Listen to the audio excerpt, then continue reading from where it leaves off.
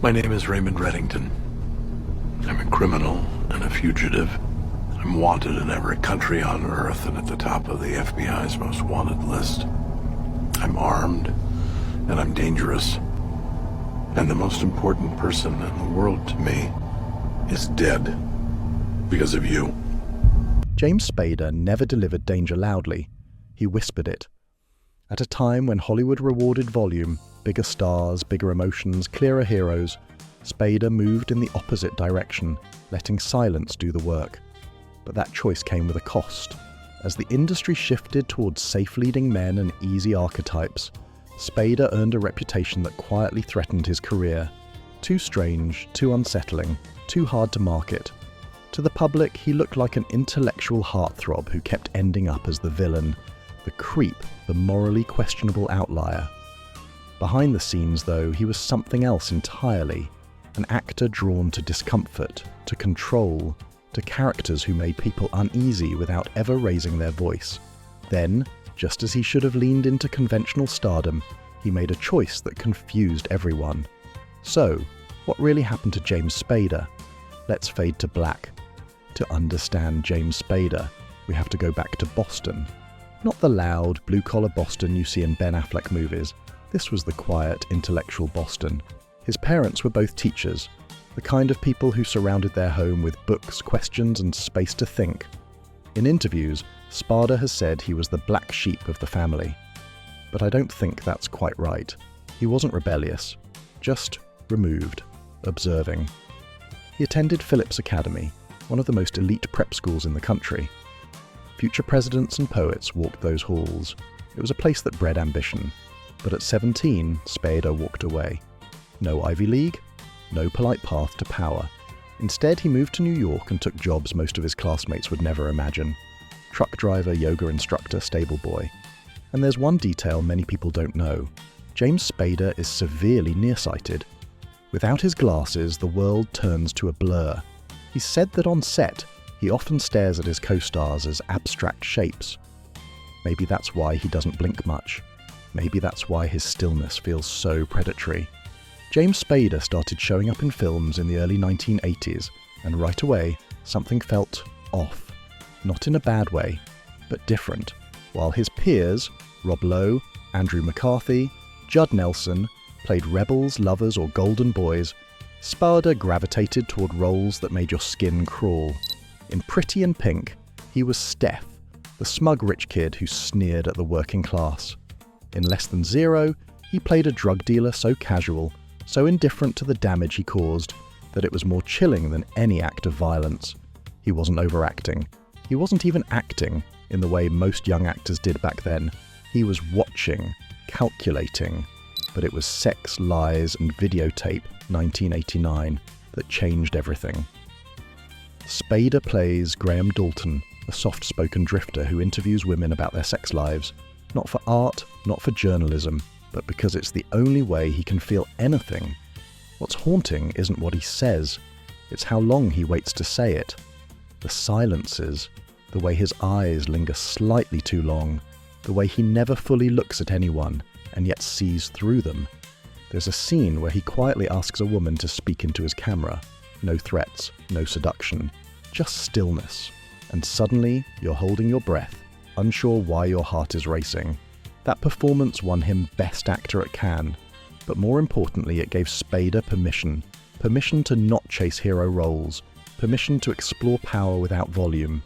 And for audiences, it planted the seed. Maybe the most dangerous men aren't the ones who yell, they're the ones who wait and watch and make you feel seen in ways that aren't entirely safe. There's a moment in Sex, Lies, and Videotape that still unnerves me. Graham, Spader's character, is sitting across from Anne, the woman he's filming. The room is dim, there's no music, no dramatic lighting, just two people, a handheld camera, and silence. She speaks, he listens, but he doesn't react. He doesn't smile, doesn't nod, doesn't offer comfort. He just watches, head tilted, gaze soft but unblinking, body still as stone. And the longer he waits, the more your mind fills in the tension. Is he judging her? Is he aroused? Is he detached? What Spader does in that scene is almost invisible, but it's surgical. He creates discomfort not by threatening her, but by removing all signals of how she's supposed to feel. And in doing so, he creates a mirror, one that reflects our unease, not just hers. It's one of the few performances I've seen where the absence of emotion is the emotion, where control is exerted not through dominance but through space. And in a decade obsessed with loud, confident men, Spader gave us something far more dangerous, a man who could ruin your stability with nothing but presence. After Sex, Lies and Videotape, Spader didn't pivot to mainstream romantic leads or action franchises. He doubled down on complexity. In White Palace, 1990, he plays Max, an emotionally repressed widower who falls for an older waitress played by Susan Sarandon. He's fragile, wounded, and unable to connect. Spader doesn't play him as tragic. He plays him as clenched, like affection is a language he's forgotten how to speak. In Bad Influence, 1990, he flips the dynamic. As Michael, he's the straight-laced professional whose life unravels when he meets a seductive sociopath. Rob Lowe. Spader's unraveling isn't loud, it's quiet. You see it in his eyes first, then his posture. A slow surrender. Crash, 1996, took things even further. Directed by David Cronenberg, it's a film about people aroused by car crashes. Spader plays James Ballard with a detachment that's almost scientific. He's not shocked by the perversion. He's studying it, absorbing it, becoming part of it. Then came Secretary, 2002. As E. Edward Gray, he enters a BDSM relationship with his secretary, Maggie Gyllenhaal. What could have been exploitative becomes delicate. Spader plays him with restraint, never a predator, never a joke. Just a man navigating control, fear, and deep vulnerability. In all these roles, Spader explores the same terrain.